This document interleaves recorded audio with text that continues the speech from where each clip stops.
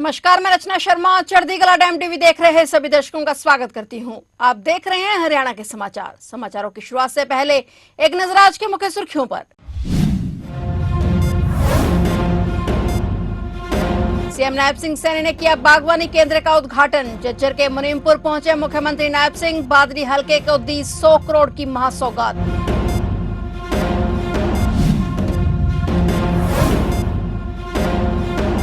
हरियाणा में ग्रामीण महिलाओं को तोहफा। शामलात भूमि पर खुलेगी डेयरी। सरकार ने नियमों में किया बदलाव।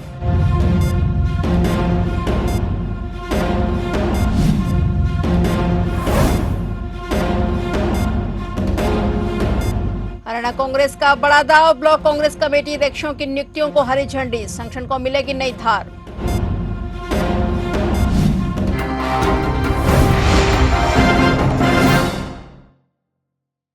और अब समाचार विस्तार से।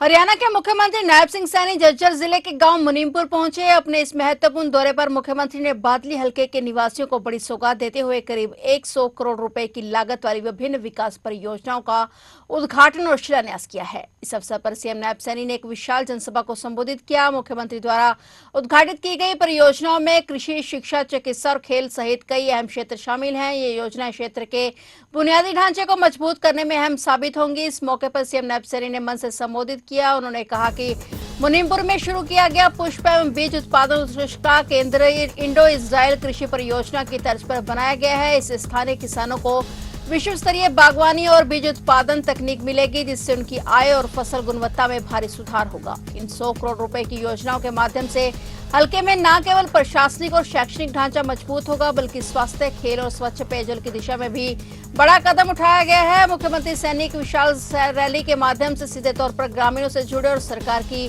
भावी विकास नीतियों की रूपरेखा जनता के सामने रखी। आज मेरे लिए बड़ा सुखद दिन है कि आज झज्जर बादली में बागवानी अनुसंधान केंद्र आज रैया का उद्घाटन करने का मौका मिला है।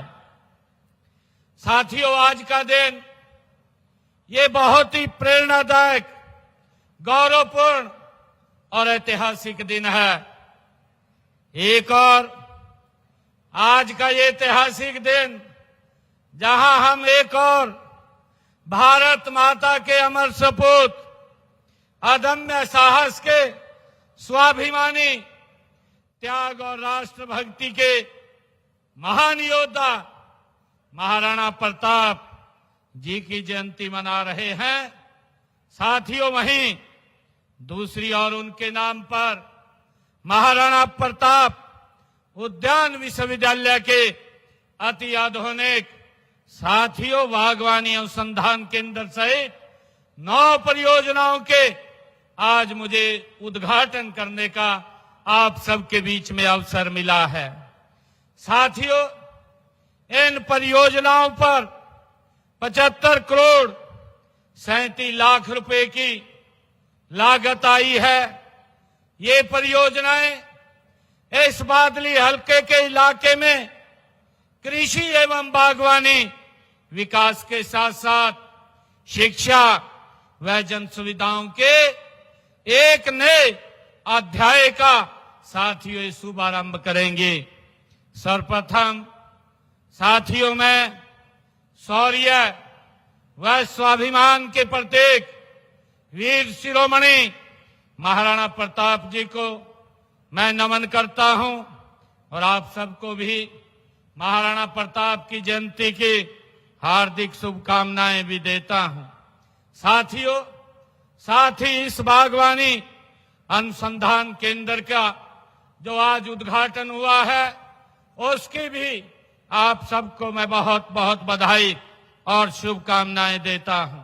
हरियाणा सरकार ने ग्रामीण क्षेत्रों में डेयरी गतिविधियों को बढ़ावा देने के लिए ग्राम शामलात भूमि विनियमन नियमों में महत्वपूर्ण संशोधन किया है। सरकार द्वारा जारी अधिसूचना के अनुसार अब ग्राम पंचायतें अपने भूमि का एक हिस्सा हरियाणा ग्रामीण आजीविका मिशन से पंजीकृत स्वयं सहायता समूहों अथवा उनकी सहकारी समितियों को डेयरी स्थापित करने के लिए पट्टे पर दे सकेंगी। हरियाणा ग्राम शामलात भूमि विनियमन तृतीय संशोधन नियम 2026 के तहत नियम 6 में नया प्रावधान जोड़ा गया है और इसके अनुसार संबंधित उपायुक्त ग्राम पंचायत को अधिकतम 500 वर्ग गज भूमि स्वयं सहायता समूह या उनके सहकारी संगठन को लॉटरी प्रक्रिया के माध्यम से पट्टे पर देने की अनुमति देने के लिए सक्षम प्राधिकारी होंगे। अधिसूचना के मुताबिक यह भूमि केवल डेयरी स्थापित करने के उद्देश्य से ही दी जा सकेगी। पट्टे की अवधि 5 वर्ष होगी, जिसे आवश्यकता पड़ने पर अधिकतम 3 वर्ष के लिए और बढ़ाया जा सकेगा। यह अनुमति राज्य सरकार द्वारा समय समय पर निर्धारित शर्तों और नियमों के अधीन होगी। सरकार का मानना है कि इस कदम से ग्रामीण महिलाओं और स्वयं सहायता समूहों को स्वरोजगार के नए अवसर मिलेंगे। साथ ही डेयरी क्षेत्र के विस्तार से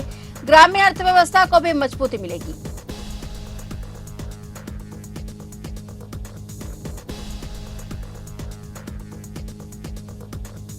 हरियाणा कांग्रेस ने संगठन को बूथ और ब्लॉक स्तर पर मजबूत करने की दिशा में बड़ा कदम उठाते हुए प्रदेश भर में ब्लॉक कांग्रेस कमेटी अध्यक्षों की नियुक्तियों को तत्काल प्रभाव से मंजूरी दे दी है। पार्टी हाईकमान और हरियाणा प्रदेश कांग्रेस कमेटी के निर्देश पर जारी इस फैसले के बाद संगठनात्मक गतिविधियों में तेजी आने की उम्मीद है। इसको लेकर district Congress committee president, senior party leader, party के पक्के वर्कर से मिली सलाह और हरियाणा के एआईसीसी इंचार्ज पीके हरिप्रसाद के साथ बातचीत के बाद नीचे दिए गए ब्लॉक कांग्रेस कमेटी प्रेसिडेंट की नियुक्तियों को तुरंत मंजूरी दी जाती है, ताकि जमीनी लेवल पर संगठन को और मजबूत किया जा सके। हरियाणा कांग्रेस लगातार संगठनात्मक ढांचे को मजबूत करने पर जोर दे रही है। हाल के महीनों में पार्टी नेतृत्व ने जिला और ब्लॉक स्तर पर सक्रियता बढ़ाने के संकेत दिए हैं, ताकि कार्यकर्ताओं को अधिक जिम्मेदारी देकर जनता के बीच पार्टी की मौजूदगी को मजबूत किया जा सके।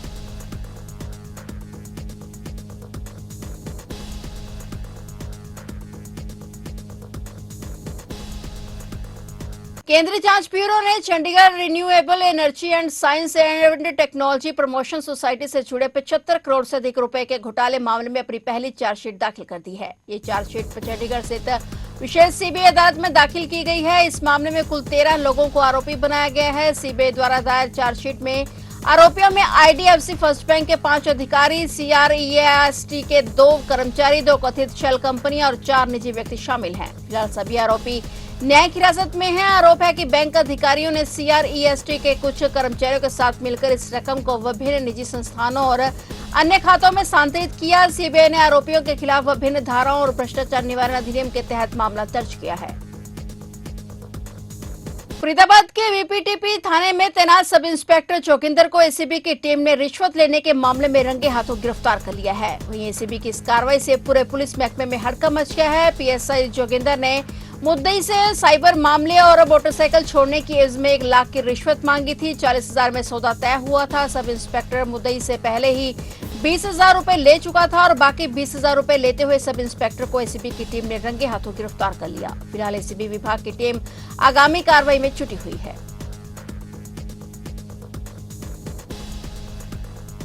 करनाल पुलिस और बदमाश के बीच मुठभेड़ में घायल बदमाश जो इलाज के दौरान सरकारी अस्पताल के कैदी वार्ड से फरार हो गया था। 5,000 के इनामी बदमाश गुरजीत को करनाल सीआईए 1 शाखा ने अंबाला से पकड़ लिया है। बदमाश गुरजीत को कोर्ट में पेश कर पुलिस रिमांड पर लिया जा रहा है। बता दें कि 28 मई की रात करीब 12 बजे गुरजीत पुलिस को चकमा देकर अस्पताल से फरार हो गया था। गुरजीत आरोपी खरड़ दिल्ली का रहने वाला था और गुरजीत पर 5,000 का इनाम था। बदमाश गुरजीत पर कई जिलों में पहले भी मामले दर्ज हैं। पेट्रोल पंपों को ही यह अक्सर निशाना बनाया करता था और अब दोबारा से बदमाश पुलिस के हत्थे चढ़ा है।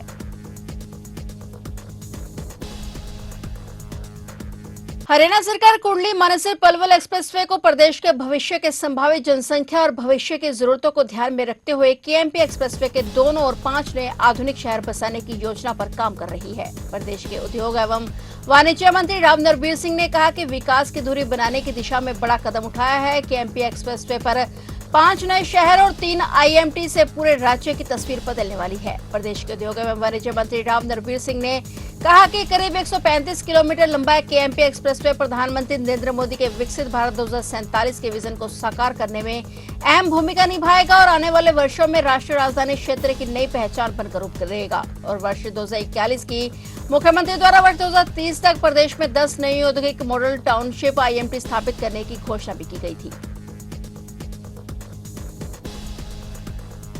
अंबाला शहर की पुरानी सब्जी मंडी में उस समय अफरा तफरी मच गई जब 2 खंबा चौक के नजदीक स्थित एक वर्षों पुरानी जर्जर दुकान का छज्जा अचानक भरभरा कर गिर गया। हादसे के बाद मौके पर चीख पुकार मच गई और बड़ी संख्या में स्थानीय लोग इकट्ठे हो गए। प्रारंभिक जानकारी के मुताबिक मलबे में लोगों के दबे होने की आशंका जताई गई है, जिसके बाद पुलिस और प्रशासन की टीमें तुरंत मौके पर पहुंची और राहत एवं बचाव कार्य शुरू किया गया। प्रत्यक्षदर्शियों के मुताबिक हादसा इतना अचानक हुआ कि आसपास मौजूद लोगों को संभलने का मौका तक नहीं मिला। देखते ही देखते दुकान का छज्जा नीचे आ गिरा और वहां काम कर रहे लोगों के मलबे में दबने की सूचना सामने आई। घटना के बाद स्थानीय व्यापारियों में भी दहशत का माहौल बन गया। सूचना मिलते ही पुलिस प्रशासन और राहत दल ने मौके पर पहुंचकर रेस्क्यू ऑपरेशन शुरू किया और मलबा हटाने का काम युद्ध स्तर पर शुरू किया गया। पुलिस मामले की जांच में जुटी हुई है। ये दो खंबा चौक पे मंडी का एरिया है। यहाँ पे एक बिल्डिंग गिर गई थी जिसमें 3 बंदे दबने की आशंका थी, तो एक बंदा हमने सिविल हॉस्पिटल में पहुंचा दिया है और 2 को सुरक्षित निकाल लिया है। अभी हमने जो मलबा अभी हटवा रहे हैं तो वहाँ पे बंदा कोई नहीं है, बिल्कुल प्रॉपर चेक कर लिया है, तो अभी किसी की जान मान का कोई खतरा नहीं है। कितनी टीमें लगी हैं? हमारी पूरी चौकी इंचार्ज तो अम्बाला सिटी की पूरी 5 की 5 चौकियाँ यहाँ पे आ चुकी है और एनडीआरएफ की टीम भी है और नगर निगम भी। अभी सभी हमें बहुत कोऑपरेशन मिल रहा है और आम पब्लिक का, सबसे ज्यादा आम पब्लिक का मैं सहयोग करूंगी कि उन्होंने हमसे भी ज्यादा आके लोगों को बचाने की कोशिश की है। तो मैं आम पब्लिक का धन्यवाद करना चाहती हूँ यहाँ पे कि उन्होंने हमारा पूरा सहयोग किया। प्रतिभा उम्र की मोहताज नहीं होती, जरूरत होती है सही दिशा और प्रोत्साहन की। अंबाला कैंट के 6 वर्षीय अव्यान कौशिक ने ये साबित कर दिखाया है। नन्हे अव्यान ने स्केट्स पर संतुलन बनाते हुए एक हाथ से लगातार 1055 बार बास्केटबॉल ड्रिबलिंग कर इंडिया बुक ऑफ रिकॉर्ड्स 2026 में अपना नाम दर्ज कराया है। अव्यान ने महज 6 साल 6 महीने 9 दिन की उम्र में यह उपलब्धि हासिल की है। उसने 10 मिनट 20 सेकंड तक स्केट्स पर लगातार संतुलन बनाए रखते हुए दाएं हाथ से बास्केटबॉल ड्रिबलिंग की और इस दौरान ना तो उसका संतुलन बिगड़ा और ना ही गेंद पर उसकी पकड़ कमजोर हुई। इस बारे में बातचीत करते हुए 6 वर्षीय अव्यान कौशिक ने बताया कि उसे बचपन से स्केटिंग का बहुत शौक है और रिकॉर्ड बनाकर बहुत ही खुशी हुई है और आगे इससे भी बड़ा रिकॉर्ड बनाना चाहता है। मेरा नाम दीपक कौशिक है। मेरे लड़के ने इंडिया बुक ऑफ रिकॉर्ड में रिकॉर्ड दर्ज करवाया अपना बास्केटबॉल के साथ ड्रिबलिंग करते हुए और स्केटिंग की है उसने कंटिन्यू की है सर्कुलर मोशन में और 10 मिनट 20 सेकंड तक एक सिंगल हैंड से ड्रिबलिंग की है 1055। तो इंडिया बुक ऑफ रिकॉर्ड और इंटरनेशनल बुक ऑफ रिकॉर्ड दोनों में इसका रिकॉर्ड दर्ज हुआ मैम। और ये स्कूल से ही स्टार्ट किया था, इसने स्कूल जाना स्टार्ट किया था, तब से स्कूल में प्रैक्टिस कराते थे, वहीं से फिर आगे ये सीखता गया और ये रिकॉर्ड अब इसने बना दिया मैम। घर पे भी प्रैक्टिस करता था, बाहर भी लेके जाते थे इसको। मैम आज के दिन बच्चे मोबाइलों में ज़्यादा लगे रहते हैं, इससे बचाने के लिए फिर हम इसको पुश ही करते थे गेम खेल ले गेम। अब इसको इस गेम में इंटरेस्ट आ गया था, स्कूल में भी सीखता था, इसलिए तो फिर हम कहते हैं इसी को आगे कंटिन्यू करता रहा। बाहर भी ये प्रैक्टिस करने लग जाता था अपने आप ही निकल के। तो मोबाइल से तो अच्छा ही था, स्क्रीन टाइम भी कम होता था और फिजिकल एक्टिविटी भी होती रहती थी। मैम इसने ड्रिबलिंग की है 1055, 10 मिनट 20 सेकंड में की है सिंगल हैंड से सर्कुलर मोशन में रोलर स्केट्स पे स्केटिंग करते हुए। आगे मैम और आगे इसको बढ़ा रहे हैं, जो भी इसका इंटरेस्ट दिखेगा, पढ़ाई में दिखेगा, गेम्स में दिखेगा, जहां भी होगा इसको आगे और भी बढ़ाते रहेंगे और रिकॉर्ड बनाने की कोशिश करेंगे। फिलहाल हरियाणा के समाचारों में इतना ही और नए समाचारों के साथ फिर से हाजिर होंगे। तब तक के लिए देखते रहिए चढ़ती कला टाइम टीवी और अब मुझे दीजिए इजाजत। धन्यवाद।